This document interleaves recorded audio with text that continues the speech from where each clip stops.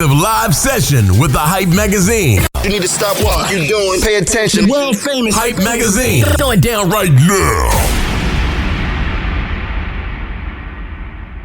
Hey, what's good, everybody? This is Jerry from the Hype Magazine, man. We're on the line this morning with the new young lion from the acting world. You're seeing him in commercials everywhere. He's been dancing and singing and making guys jealous for a little while.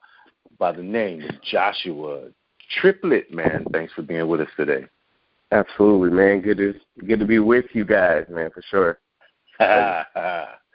Man, singer, songwriter, dancer, photographer, videographer. It's a Bro, list. You're trying to eat. You're trying to make sure you eat. Yeah, I'm man. not mad at you. You have to make sure you eat, for sure. I learned that from being in New York long enough. It's like, man, if I'm going to pay this rent, I better figure out a way. Right. Yeah, man. But it's good to be able to do a lot of things, bro. I enjoy it. It's awesome. So from Youngstown, Ohio. Yes, sir. Outside looking in, my man, tell us, man, who is Joshua Triplett for those of us just meeting you? Man, I'm, from Youngstown, Ohio. I'm a small city, small-minded, capital of the world probably. So it's a blessing that I made it out, man. But I had a lot of people who believed in me and believed in my talent and my vision, and protected me, you know what I mean? And therefore I moved to New York for school. I mean, literally as soon as I graduated, it's like I'm out. Turned down a scholarship to Ohio State, and my mom looking at me like I'm crazy just to go to New York to pursue my acting career and my dreams and stuff. And I'm a family man, married with a 5-year-old daughter. The best thing that's ever happened to me. As far as, you have something to live for at this point, it will whip you into shape really quick, you know what I mean? Man. And I've been in L.A. for about 3 years pursuing the acting and the music. This is crazy because I came out here for music, but acting kind of just took over, man. And I'm all about trusting what God has for you. And I did so, and I've been able to, I'm a professional actor, bro. Like, I only do acting for income outside of the other stuff that I do for fun, such as graphic design, photography, and all that stuff you listed off. Those are just hobbies, you know what I'm saying? Hobbies. Are those your decompression items? Absolutely. You have a pretty hectic schedule. Absolutely, man. So I do have, my graphic design company, for instance, I maintain a lot of East Coast clients. So I'm stuck in a different time zone when I'm dealing with my clients because I'm on their deadline. Mm-hmm. So I normally design, I would say maybe 11 p.m. to about 3 a.m. my time is my design time. So that way it will be in their inbox waiting for them by the time they wake up. Mm. It's not easy, man, but at the same time, I enjoy it, and it helps income-wise, of course. And it makes sure my stuff is tight, too, you know what I'm saying? If I can design my own stuff, I know it's going to be good. So ain't nobody going to be more of a perfectionist with your stuff than you, or shouldn't be. We do the same thing. We design in-house, right, man. Yeah. And, and I reached out to other designers, and at least I can have an eye for it, know what is a do and what's not. Like, nah, bro, that's not tight. That's not dope at all. Like, we're going to have to reconnect. So, I think even if I'm not the best designer in the world, at least I know about design. Therefore, when I work with the best designer in the world, I can offer some type of, input and communication as to what I want, But, I think that's probably one of the main reasons I do so much. I mean, a photographer, videographer, editor, songwriter, vocal producer, barber, literally everything you can imagine, man. I try to get a little knowledge on and know-how, so I know where I stand in this world. Okay. Now, you had some stretches in your acting career as well. So, I mean, yeah. You're basically up 27-9. You know what I mean? But I was just like, aside from all the extraneous stuff that you do. Like you said, you do acting that's your living. That's my living, all you do. And that's pretty dope. I mean, like, what? But you also do theater, not just film and small screen. Absolutely. You know? Yeah. So, like, Rent, Grease. Bro, really? Yeah. You played Vince Fontaine in Grease? Really? I was Vince Fontaine, man. And Teen Angel, bro. It's crazy. Teen Angel. Wow. Yeah. Man. And you know, that was the start of my career. It's been, I would say, maybe about 4 or 5 years since I've done any theater. But that's what I went to school for, so that's what I study, and that's where I'm strong at, you know. But it kind of, I can bring that into my film and TV experience and really push myself as an actor to the limits, because a lot of actors out here haven't had theater experience, you know what I mean? So, but it's all about being well-rounded, as they say. I think that's what I'm trying to do, man. And that's why I'm trying to reintroduce this music back into my career, because as an actor, you know, God has really, you know, he's really blessed my career, man. Right now, man, I have 5, maybe even 6 national commercials running right now, you know, and that's a blessing. Before I moved here, I was like, all I need is 1 commercial for the year, and I'll be able to feed my family. I'll be good. Like, God has given me 5 at the same time. You know what I mean? And that's just to show that anybody who's listening is like, man, like, don't limit what God has for you. Don't give up. Just keep trying. All those no's add up to that one yes that would change your life. And you know, but I'm still working. I'm not where I want to be. I'm not on the TV show I want to be on yet. You know what I'm saying? So it's still a grind. Right. Are you looking more to be on a television series, or are you looking to make a splash in a blockbuster film? Man, that's a tough decision. I wouldn't turn either one down. Let's just start there. Okay. But I think for me, I might want TV at this point, because I can kind of grow with the series, grow with the character, grow with the cast, and make choices, even with the director. And to me, I think that's the most beneficial to my career, because I get to progress throughout seasons. You know what I mean? And gain a fan base that way.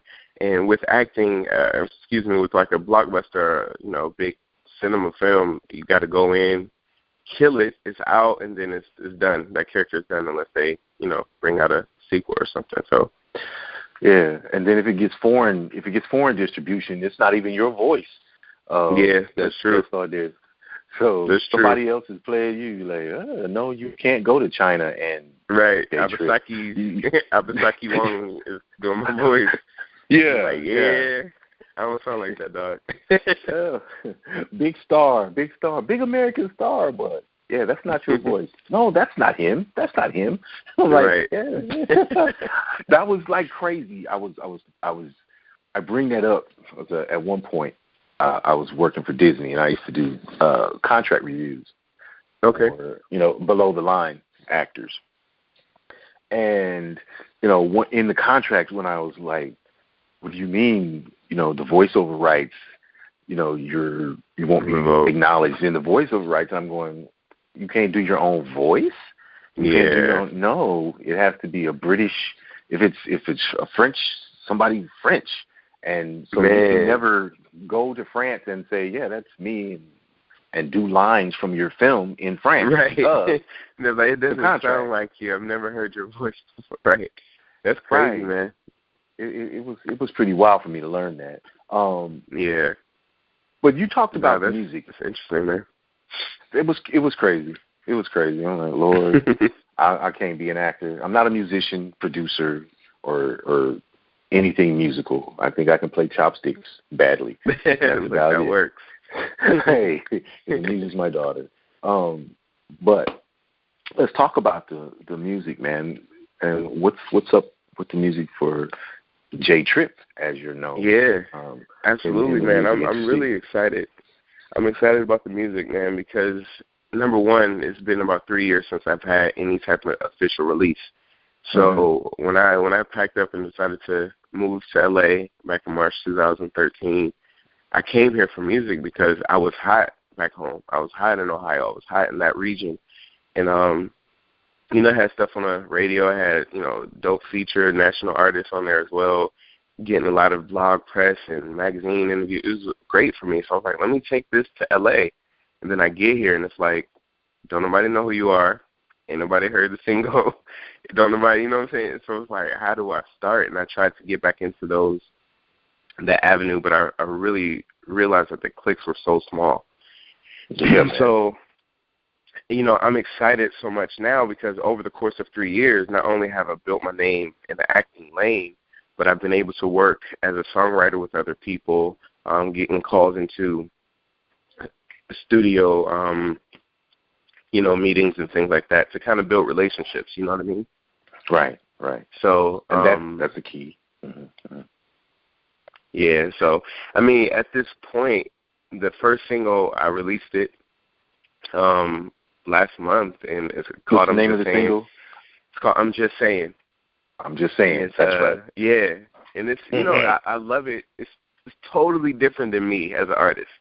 And the team that I work with, the producer as well as a songwriter as well, it was just tough because I need a record like that. You need that radio club record that the young mass is going to really appeal to and, really feel that joint. When they hear it, just come on and be, oh, that's my, you know what I'm saying? But it was the hardest one for me to record. Why?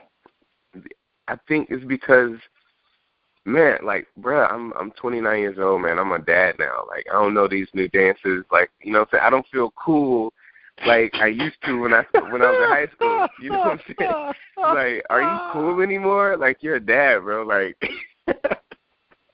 so with that being said, but I know, and it's like I'm so young still, and like it's nothing for me to tap into that coolness from hop on social media, see all the new trends, boom, you back in.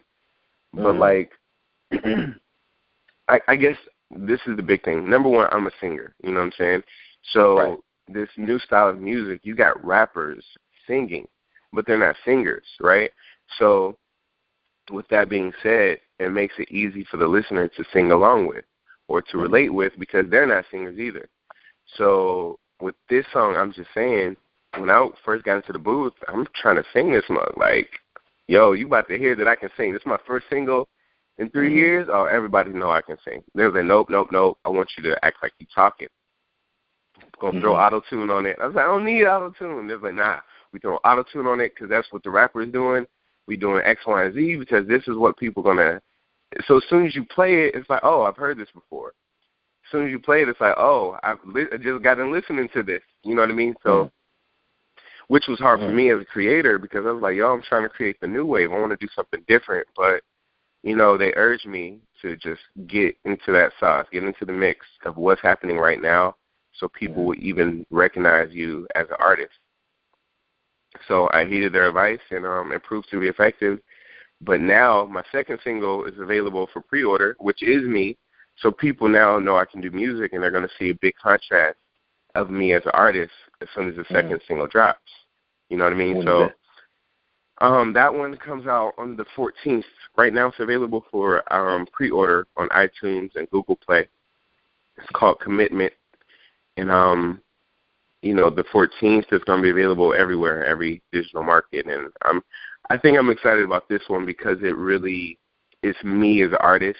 It's me as a individual. The context of the song is me as an individual or an experience that I've experienced. You know what I'm saying? So it really speaks to me more than the last one of just like, this is a dope song. I want y'all to listen to it and bob your head. That was the motive of the last record. It's a fun record. I mean, it's fun, but I have to say, nice song. It's catchy. Okay. It would make me buy it because, it's a good filler. Right, but absolutely. I could tell your heart's not there with it. They didn't give you the opportunity just to be you. So exactly. Yep. It was like I looked at you had joints out through Def Jam a while back. I think you had like 5 joints. out on Def Jam, and there was a difference in it. So really, I'm just saying it's kind of diametrically opposite of what I was expecting. Absolutely. You know? And that was strategic as well. I wanted people to listen to it and be like, yo, this is tight. Wait, this you? You know what I'm saying? So when that happened, I was like, yo, it worked. Like, people don't even realize this is me. Like, and I'm like, yo, listen to my record, and they're waiting for me to come on and sing. You know what I'm saying? Right. They don't realize that's me the whole time. You know, until the rapper comes in. I feature Redhead from Virginia, and he's dope. You know what I'm saying? But when Redhead comes on rapping, they was like, wait, that was you that just was on? Because now you got a real rapper on here. You know, so. It's one of those things. It's like, it's not that it's a real rapper. Now you're right. Now you got a real rap. Like, cause I'm not a rapper at all. I mean, I got some bars, but you know what I'm saying. Like, I don't be going around like I'm an MC. I'm a lyricist. You know what I'm saying. But I think it really comes down to the record being that it's not who I am as an artist, but it's something that I can do as an artist. I think people will be able to see that, but still be able to enjoy it, like you said, because it is catchy. It's still a good record, and it, still feels good when you're listening to it. Yeah, it's a feel-good joint. You know, you're not thinking about blowing nobody up, running up to nobody's house, not having a good time at the club. This is going to make you have a good time. Absolutely. It's a positive joint. For me, compared to the garbage that I keep hearing. I'm sorry, did I say that? I did. I'm going to edit that out. I can only imagine, man. But, I used to make garbage too, bro. So it's a journey. Yeah, that's true. That's true. Everybody has because the 5 songs you were talking about, I was like, man, I don't even want to talk about those. Just because it was growth, and I do feel good about the records that are coming for me because I'm at a point to where I'm so happy with these records. I'm so solid with them to where in 5 years I'm like, yo, I don't have any issues with them. When I listen back, you know how you listen back, you be like, ooh, it's not all the way mixed yet. You know what I'm saying? Right, it's not mastered all the way yet, or whatever those excuses are. With my records now, especially I'm just saying in the new single Commitment, it's like, yo, this is what I got. I did my best. I poured all my heart and soul into it. This is what my team helped me out with. This is what I am. You know what I'm saying? Now, any growth from this period is just going to be growth for me. As opposed to, yo, you was straight whack, bro. What were you thinking with that record? You know what I'm saying? I'm not going to feel like that with these. And it makes me a little bit happier knowing that I really, really went in the studio. Like, being that I'm active full time, man, it's like, when do you have time to do music, right? So I took a block of a 30-day period. I flew my producer out here, flew some songwriters out here, worked with them, and we were in the studio for 30 days straight. And in regards to that, like, we recorded some hot records. Long lockout. It's a long lockout, man, but I needed it because it was 3 years, almost 4 years before I had done any music whatsoever. Like, that was my first time back in the studio, essentially. It was like, I don't even remember how to do this. You know what I'm saying? Right. Like, wow. But it was good for me because that 30-day period, people didn't even realize I was gone. And then, boom, I got another commercial out. Boom, I'm back on another TV screen and hit them with the new single. They're like, wait, when did you do this? Wait, you got another one? Wait, when did you do this? So now I get to kind of chill back, kind of weed out who I'm working with now to make the next couple joints because I already got, 10 done at this point. So I can release 10 singles if I want. I can release the EP.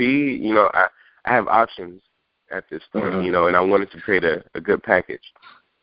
What do you think you're going to do with it? Do you think you'll go the EP route and then re-release those songs in a full-length album at some point?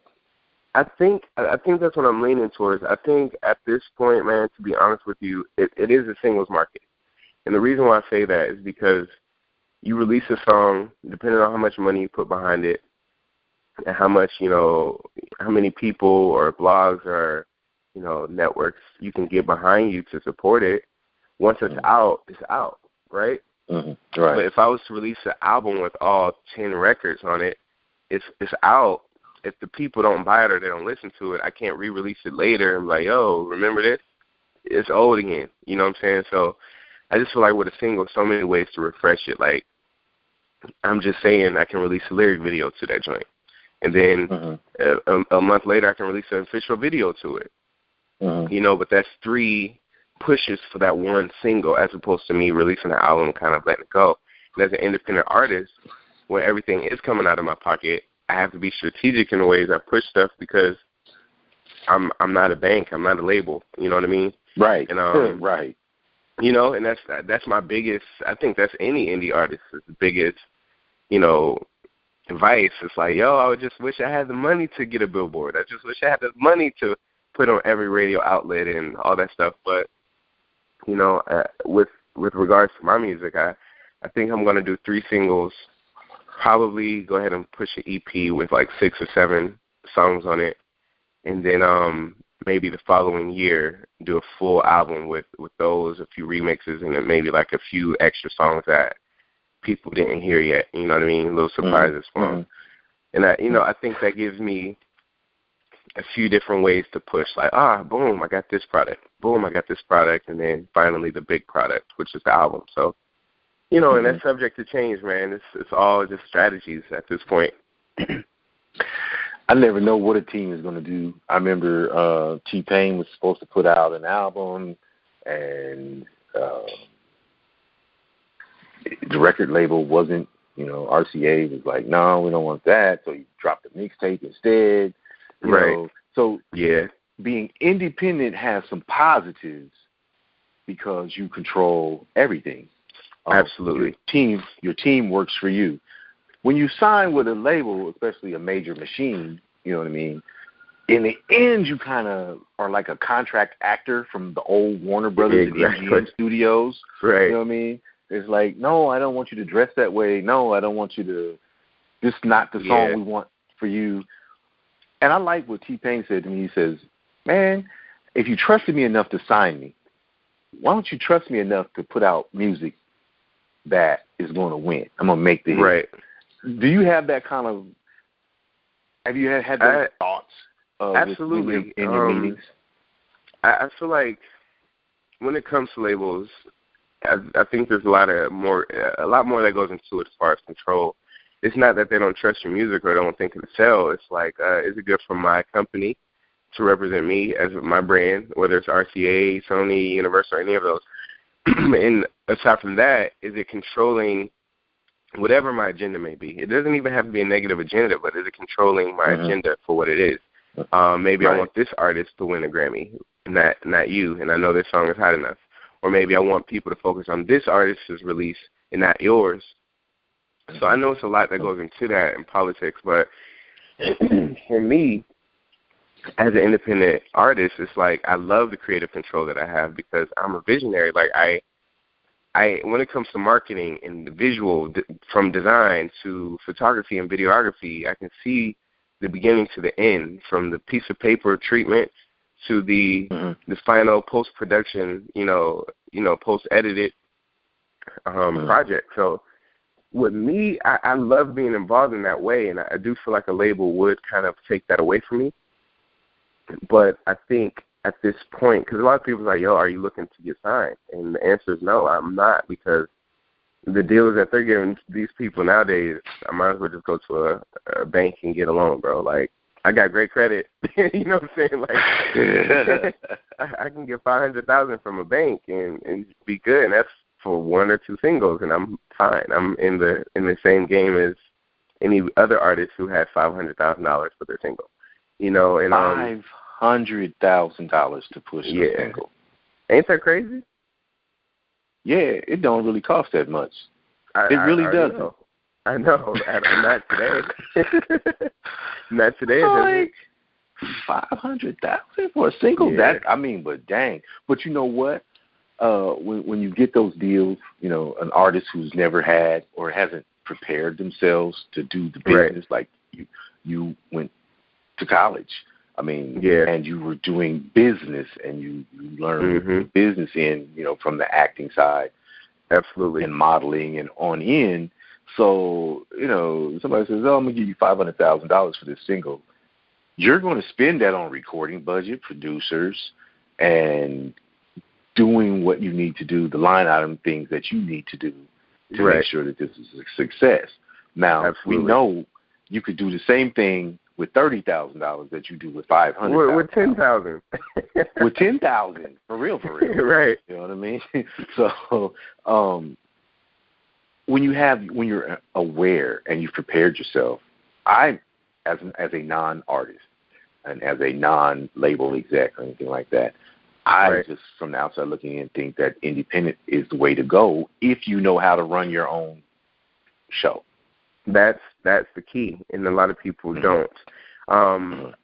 For me, it's so crazy, man. I have this conversation all the time, and I believe it was 50 Cent who said, like, you don't make money from music, and probably several other artists that say you don't make money from music. You get it from the endorsements, the deals, the sponsorships, the clothing lines, the alcohol deal. You know what I'm saying? You get it from that. Mm-hmm. So, but one thing that music does give you is it gives you the popularity, you know, as so to speak, or the platform of having a fan base, right? To where these companies will reach out to you to represent It's their the jump brand. off point. You know what I'm saying? So either way, you got to have hot music, and you have to have some type of way to reach a mass audience to get the fan base to say, hey, look at my interaction with these, with these people. I put up this post, and it gets this amount of, activity. I say I'm going to be here, and this many people showed up. I put out this single, and this many people paid the $1.29 to purchase it. So for me, I'm just trying to play it as a numbers game to where I can really show a business model from it. And it's as simple as putting out a product, making money from this product to eventually become a profit. Will you be able to live off of this profit? Probably not. But after a while, once it becomes a marginal profit to where, the 3% we're talking in profit is now millions of dollars, then then it's a different ballgame. You get what I'm saying? Right. So I make a 3% profit now as an independent artist at the beginning of my journey, and it's only, $2,000-$3,000 in profit. That doesn't really equate to much. Like, bro, you might as well give it up, bro. Like, you can't even pay rent with your music career right now. But That's I feel like if I were to continue and simultaneously build up my acting career and my brand, at the same time, I do like social media sketches with other influencers as well.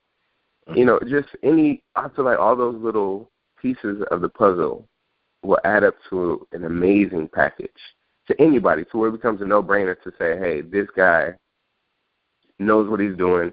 He has a vision. I believe in him.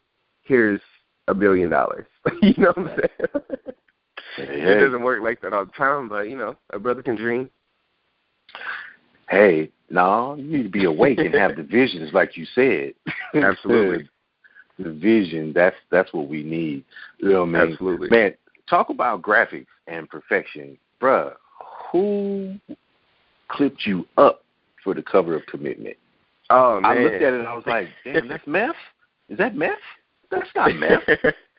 You ain't gonna believe it when I tell you, man, because I get that question all the time. But I cut my own hair, bro. I cut my own hair. Bro. I cut my own hair. I've been cutting my own hair since I was 12 years old. My brother used to do it, but he went to the Army.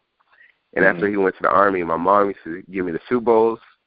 And I have to go to church. I have to go to church with the soup bowl, and I'm like, yeah, this ain't gonna work. So when I was about 12 years old, I bought my own clippers, and I started to learn how to cut my own hair. I wasn't good until I was probably like 16. I got really good, and then back in college, man, I used to cut. I had like a little barbershop set up in my dorm room. Like, I went to school with Jason Derulo, and I used to cut his hair. He was one of the many who would be in the room getting a cut by J Trip, man. So wow. But I'm not licensed or anything. It's just, and I don't really enjoy cutting other people's hair, I'll be honest. But it was money at the time. I've always been just that business mind. It's like, yo, you got to drive from here or take the train all the way to Harlem and spend $25 on top of that. Yo, just come up to, my dorm room, and I got you for $15. You know what I'm saying? So everybody was happy at that time. And I really, I was doing good in New York, man, from the little side hustles. That'll buy Zuzus. That'll buy some Zuzus and Wham Whams for a college student. You know? Absolutely. Man, I was good. Hey, my refrigerator is stocked. Yes, sir. I didn't have to eat ramen. Yeah, see, I didn't. I really didn't. I did not have to eat noodles, man. The ramen, top ramen. I ain't eating none of that. College, man, but I've always had that business vision though, because it was in college where I realized the need for headshots and the need for retouching and all that stuff. So what I did, man, this was crazy. So my friends, they would get their headshots. You know, we're in musical theater school. They would get their headshots, and they would have to go to a company called Reproductions, which charged about $50 just to retouch your headshot. So I was like, man, I can do that. Like, I already know Photoshop. I learned that when I was X, Y, and Z. You know, so I started doing my own. So I would take a little whack digital camera, bad lighting. I would take my picture, I would retouch it, and it would look like a professional picture. And I would post before and afters around the school, like $10 per retouch. I swear, bro. Swear. $10 per retouch.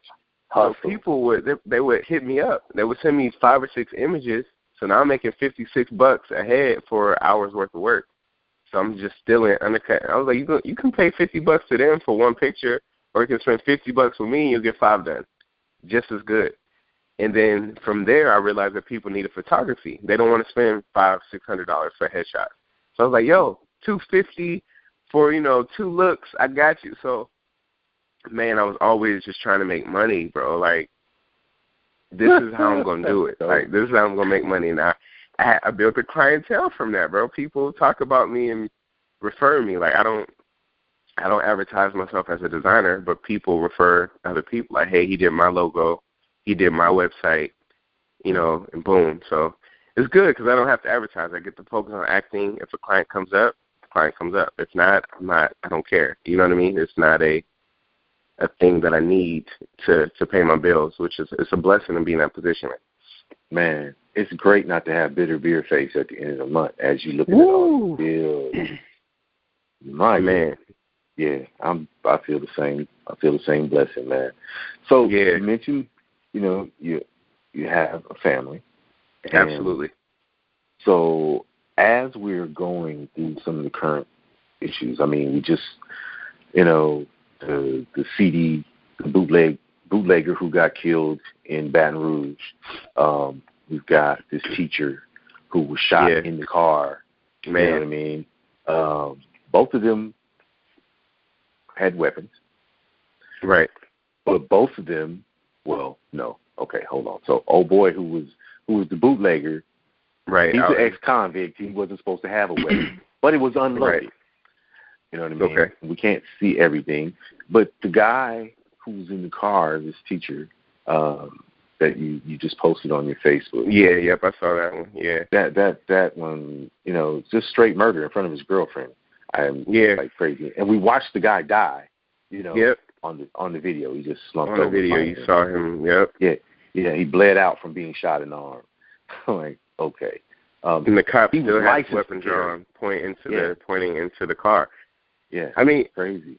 How do I feel? Is that what you're asking? No, when your children who grow up, with the Pledge of Allegiance and seeing the land of the free and the home of the brave, and then they watch, and people saying all lives matter, but black people, queers, Asians, Hispanics need not apply, right, for that safety and security. Pretty much, I know. Yeah, what do you tell your tricky, children? Man?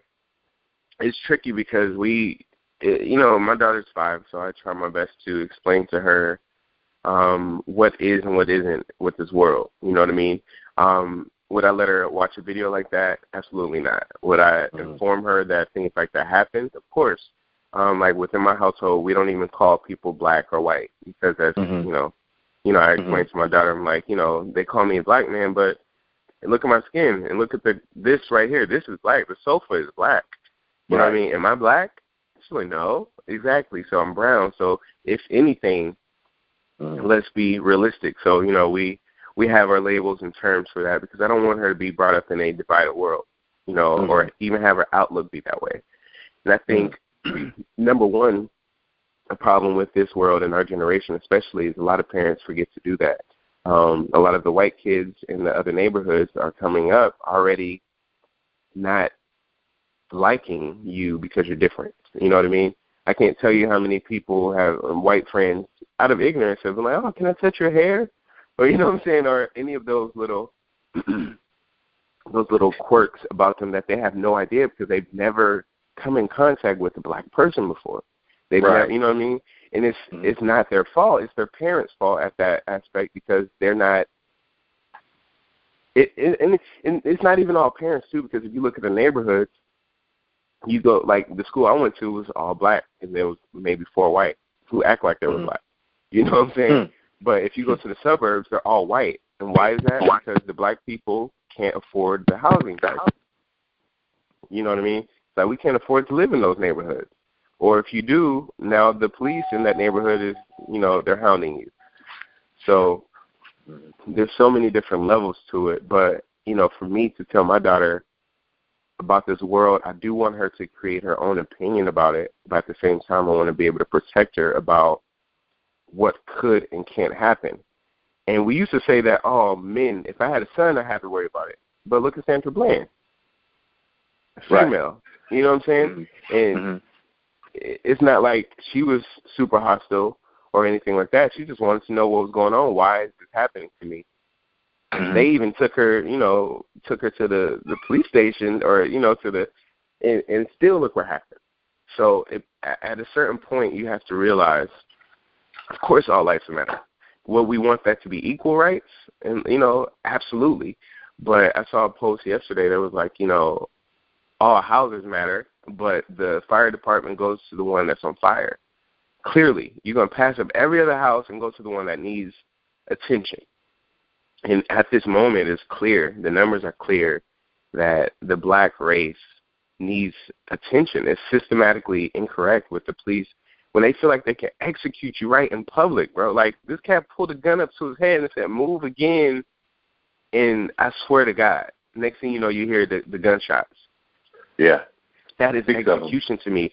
And when I saw that, I'll be honest, man, like the very first time I saw that video, this first time I cried over a situation like that, because I got scared in my heart, bro. Not for the fact that, man, another one. Not that fact, but the fact that, man, that could have been me. Man, that could have been my brother. Man, that could be my son in the future. Because at this point, it's so scary that they feel like they can just do it now. On video. He had no regrets. He had no remorse. All he made that decision. At the last was OF, you know. That was his only exclamation. You know, it's crazy to me, man. It's scary where we live right now, man. I think, according to my knowledge, they said it was like number 558 just this year of black men murdered by the cops. You know what I'm saying? It's like, where how many people have to die before you realize that, right? But at the same time, how many people have to die before the police officers realize that they are the key to change this?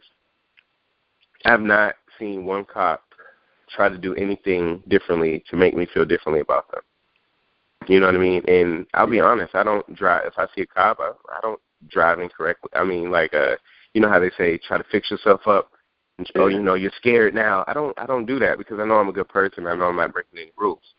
Right. But the more and more you see these videos circulate, it doesn't matter if you're a good person, and it doesn't matter if you're not breaking rules. They're still going to kill you if they decide to. And then according to all the numbers of the cases, they're going to get away with it because there's been no convictions. Man. And that's what scares me, and that's why I cried when I saw Alton Sterling get murdered, execution style in public, because that can be me, and I don't have a gun.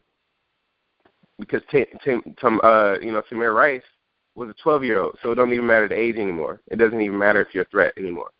You know what I'm saying? It's just 2 seconds, I shoot you. I'm sorry, it was self-defense, whatever the case may be. I thought I was afraid for my life. Okay, you're not convicted. And that scares me, man. It scares me wholeheartedly at this point. So if we went on a wholesale murder rampage against the police, could we do that? Would that be a good defense for the common person. You know what I mean? I was afraid for my life. You know what I mean? Man, you know, it would have worked. I say affluenza. The kid got off with murder. You know, a white boy, 10 years probation. Yeah. You just killed, you know, poor people. You know, and injured too. I always thought, I'm like, could we claim broke-fluenza for the poor people who have, you know? I think everyone knows that it couldn't be the other way. And you know, when a person says it online, it's like, yo, if that person would have been black, you know how they show the videos of the white people punching the cops and got the gun in the air, pointing at them, and they just get arrested, and he's mentally unstable right now, or he was upset his mom just died yesterday. If it was the other way around, you know, you always say that if it was the other way around, and you didn't have to imagine what it would be like. But we don't have to imagine anymore because we can see what it is like. We see what it's like, and then I can go from experience. This is a crazy story. I was in New York, New Jersey, New York area at the time. I had a BMW. I'm a young 19-year-old, and it's my car. I bought it. Right. I'm driving. I got my friend in the back seat. A cop car pulls me over. Within seconds, 2 more cop cars pulls up, blocks off the street, and this is like a main street. This is not like a little side residential area. Like, so there's 3 to 4 cars blocking off the street just for me for a routine traffic stop. Gets out, asking me if this is my car. He didn't say license and registration. He said, "Is this your car?"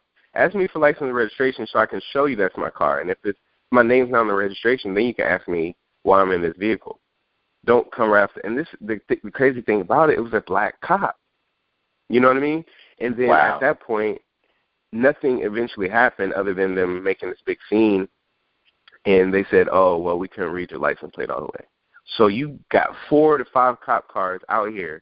You're harassing me with my guest in the back seat because you can read my license plate. And I'm a guy who's never got pulled over. I'm a guy who doesn't have tickets. I drive, you know what I'm saying?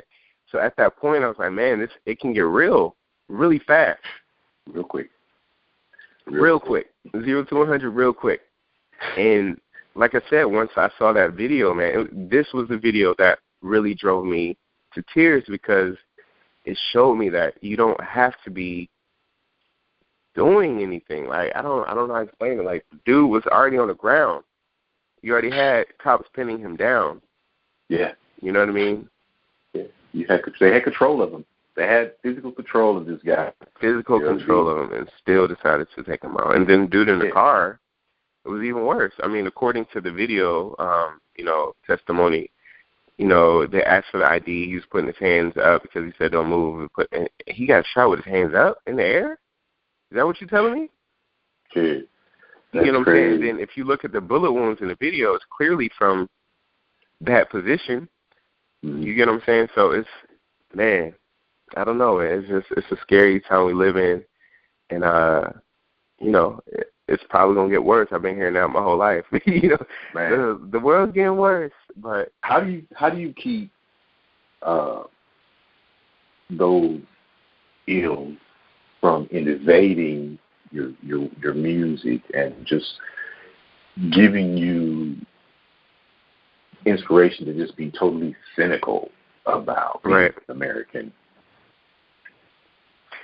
I think for me, it's not who I am. I think that's the easiest way, but I see how it could affect other people, which I believe is great. It's art. It's expression. It's like having a diary, but it's audio. You know what I mean? Having a diary, but it's visual sometimes. For me, I tend to block things like that out and internalize them and make my decisions based off of what I see. You know what I mean? Strategically. I would like to get to a point to where I can affect other people based off of, my thoughts on the matter. For instance, this situation. I do wish I can influence people's opinions because there's people who think that the cop was right in doing what he did. And that boggles my mind. So, like, in me, just because I'm not a person that has conflict, I would just rather back away. I don't even want to talk about it then. If you can't see this clear picture, I don't need to even speak to you about it. That's me. But eventually I would like to get to a point where it's like, look, let me educate you on something. Let me tell you why. But that is stressful for me to try to persuade someone otherwise. Like these people who believe Donald Trump will be a great president, that boggles my mind. Man. You know, and all I can do is ask questions and say, well, why? Like, what would make you think that? So I can try to get educated instead of me trying to educate them on why he's not.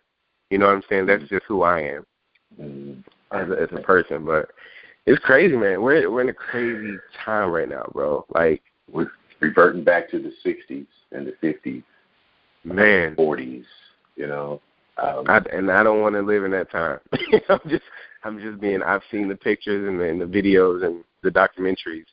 I don't want, and I've heard the stories from my parents. I don't want to live in that time, and I think our society is so far beyond where we're going.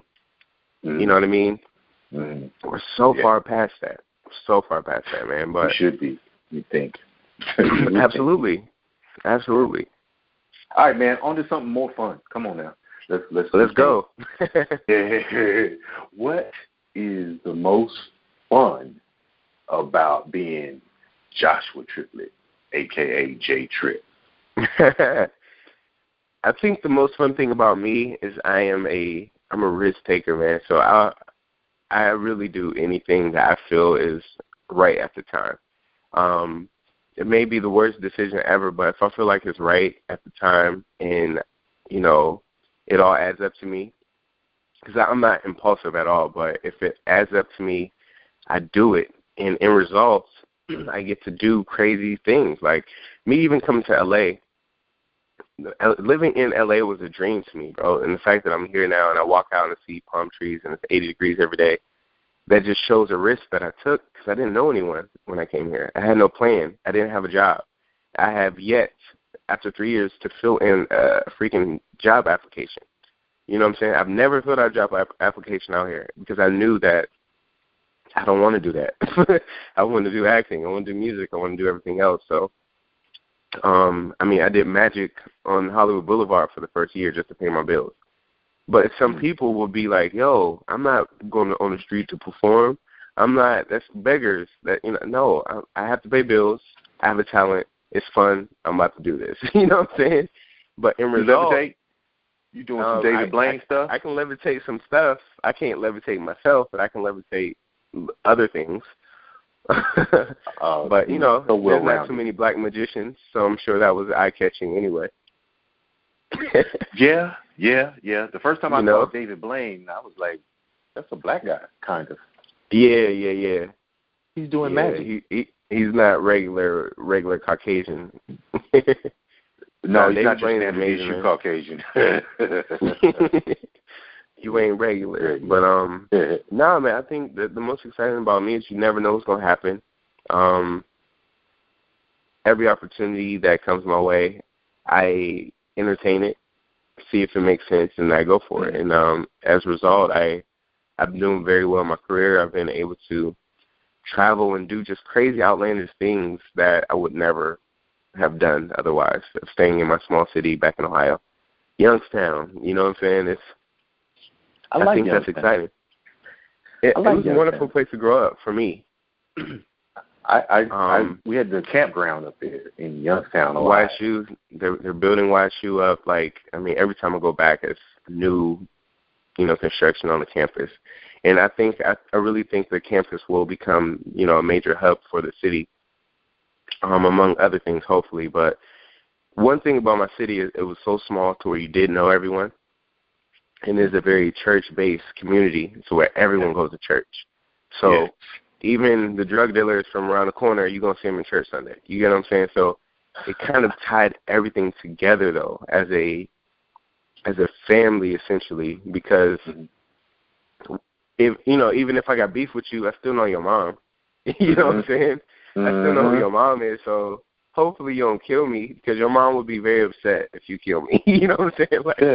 Wow. But it got real like that. Youngstown was the murder capital of the world of the country for a few years strong back in the 90s, and probably before that, But they were trying to make their mark. Like you said, it's such a small town that tiny. folks were squeezed not a lot of resources, not enough to go around, I should say. Absolutely, yeah. You know, you have to dip off to Akron or Cleveland or somewhere like that. You know what I mean? I only know Youngstown from the church campground. I used to do vacation Bible school in Youngstown every summer. Really? I would go, man, I'd come from L.A. all the way to Youngstown for the Church of God campground. What church was it? We were Church of God. I was raised up in the Church of God. Gotcha. I'm a Baptist now. Let me clear that up right now. I'm not a fanatic. I'm Church of God in Christ. Is where I was born and raised, you know, but I never truly understood the fact that we are reading in the same Bible, but, you know, we still believe different things. That was always me, exactly. You know what I'm saying? I'm like, it's in black and white. It says that, don't it? Yeah. It says that. So I tend to not say what my affiliation of that is, other than I have a relationship with God. But, you know, I think it's good enough, man. And as long as my relationship is strong and I know him, you know, I don't think it's anyone else's concern at that point. And, you know, I do feel like any faith-based church, no matter the name of the religion, will definitely get you closer to where you need to be. But, you know, I think it's all kind of set up for division, man. There's no reason why you shouldn't have to say, I'm Baptist now. Let's just clear that up. If it's the same Bible and it's the same, you know, the same ideology in connection with God, you know, but it's not your fault. It's not my fault either. It's kind of where we are said to be. I agree. I don't think there's any division. And when I went to college, I, of course, did the mandatory world religion session. You know what I mean? And I'm like, man, everybody's saying the same thing. Even the Buddhists are saying the same thing. Same thing. Egyptians, same thing. Same thing. So everything. Yeah. To coin the phrase that you know, Rodney King made famous, can we all just get along? Can we all just get along, man? I love it. Man, is there anything you wanted to cover that I may have neglected in this conversation? No, man. I mean, I feel like we covered a lot. As far as acting, man, I do have a new TV show on BET Network. It's in pilot form right now that could be coming, called The Yard. I'm excited about that. The Yard, yes. Yeah, yes. I'm excited about that. And then, you know, I'm just kind of waiting to see what else happens. My daughter she's an actress as well, and she has a big movie coming out from All Death Digital, Russell Simmons' company. And she's one of the stars of that film that comes out in August. So that's pretty much it, man. Everything else I feel like we covered. We, you know, as my family grows, man, I just, you know, I hope for all of your support and, you know, through this journey, man. It's not easy, but we will be able to continue it. Man, I hope you will keep in touch with the Hype Magazine. Most definitely, I'm interested in what you got going on. I am excited about The Yard. I think that pilot is supposed to hit August, right? I believe so. I spoke to the director. I ran into him at the Apple Music Fest on the BT Awards, and said he had just turned it into them. So I'm excited to see what happens, man. And either way, you know, we filmed it as a movie. So, you know. But I like it because it's HBCU based. Absolutely. And we shot it at Morehouse, man. Like that was dope. Ooh. Literally on campus at Morehouse. We filmed there in Atlanta. So it's gonna be good, man. I'm excited for the network, and I'm excited for everyone involved because it's a great project. I'm looking forward to seeing it. Look, man, we wish you much continued success. We hope that you will stay in contact with the Hype Magazine. We would love to support what you have going on. We need young men who don't have tickets hold up in front of the rest of the crazy drivers. Right. And most definitely, we're proud of you. We're proud for you. And thank you so much for your time today, man. Thank you, man. I appreciate you having me. Joshua Triplett, a.k.a. J Trip. Yo, man, go get his joints, man. And I'm waiting on Commitment to drop. And I'm looking forward. You know, I'm just saying it's cool, but I want to hear what you feel is the best representation of where you are artistically now. Absolutely. Something that's all you. I'm excited for it, and I'm looking forward. It's on pre-sale right now. on iTunes, Amazon. Go get it. Joshua Triplett, J Trip, the Hype Magazine live session.